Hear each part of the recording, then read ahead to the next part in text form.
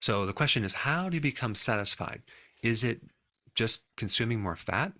Is it eating more nutrient-dense foods? Is it making sure that your digestion is working, like you have enough bile to extract these fat-soluble nutrients? And these are all things that I've talked about in other videos, but I haven't talked about the biggest thing that's going to satisfy your hunger.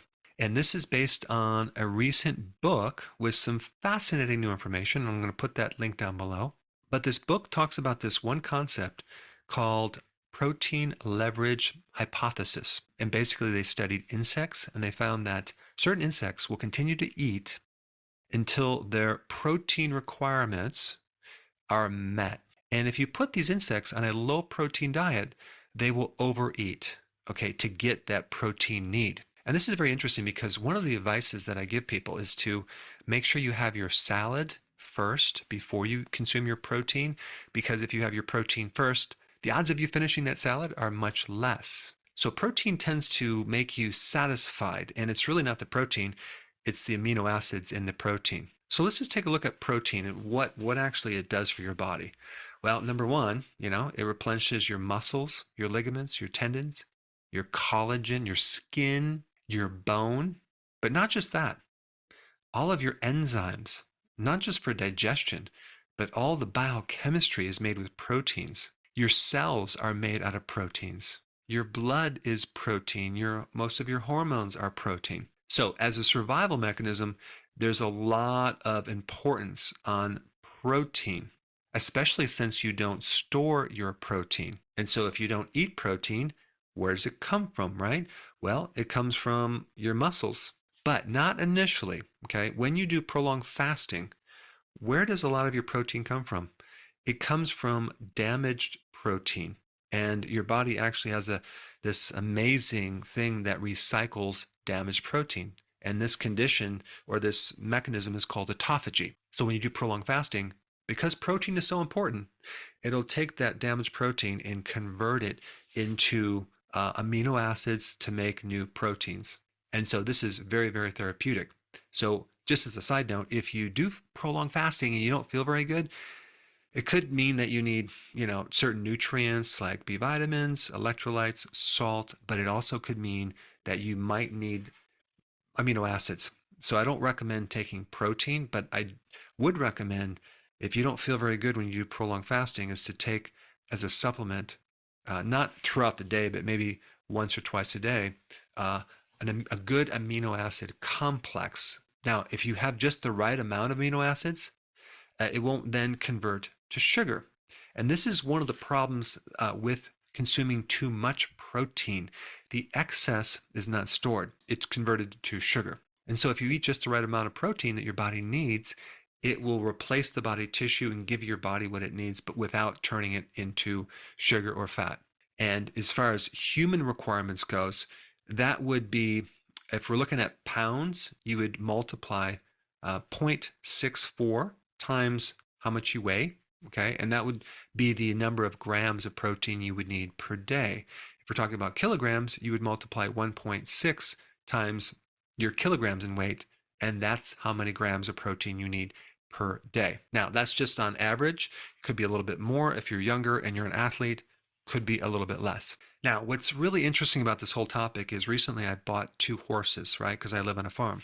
And trying to figure out what to feed a horse, because going into buying horses, there's a couple of conditions that everyone says you have to be careful not to overfeed them, because they get things like hay belly, where their belly becomes extracted because they're eating too much grain. They might get this condition called laminitis, which is like this inflammation of their foot, which in humans would be comparable to having this inflamed tissue right beneath your fingernail that's connected to your finger. Could you imagine having that inflamed and trying to walk on it? And so a very severe form of that is called foundering, where you have this inflamed foot, and then all of a sudden this horse can't walk. And then you get what's called a lame horse, which is a very terrible condition. So I wanted to know a little bit more about what's really behind all this stuff. So I found a fascinating vet that doesn't recommend feeding your horses grain.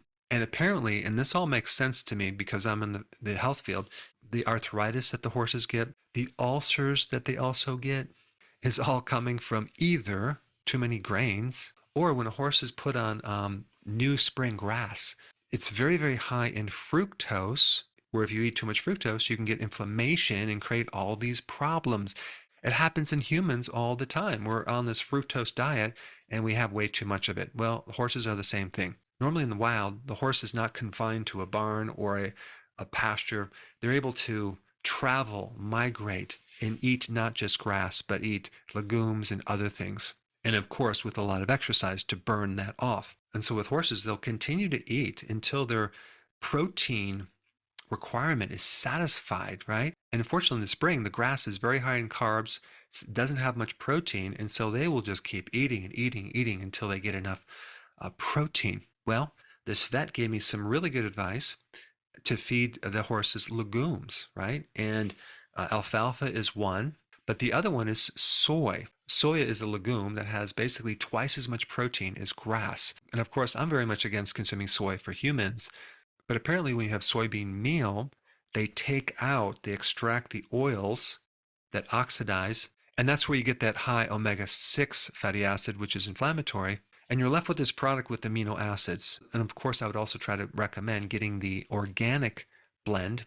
But the point is, if you feed these horses legumes, right, they'll get the protein and they won't overeat. And apparently he's been doing this for many years, working with lots of clients, and has had a lot of great success with these problems with horses. So the same thing that's happening with humans is happening with animals. For some reason, we have this idea we have to feed horses grains and they have to be in a barn and they have to do this and that.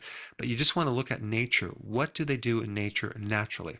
I mean, when someone goes on a diet, what do? They search out how to do a diet.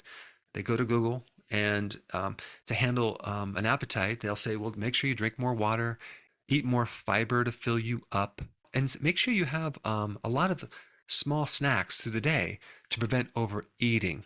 I do remember when I used to have a carb breakfast, man, I would be hungry an hour and a half later. I would be hungry in the evening, right? And then when I switched to a protein breakfast, which I don't do that now because I fast until lunch, but the point is when I had eggs or meat, hamburger or steak for breakfast, boy, that really handled my hunger. I was satisfied. I felt the best. And that was simply because I was achieving my protein requirements without going over the requirements, just had enough, and I did really well. Now, just to fully grasp this information, it's really important to understand the translation of those grams into quantities of protein. And to get more information on that, I put this video up right here. Check it out.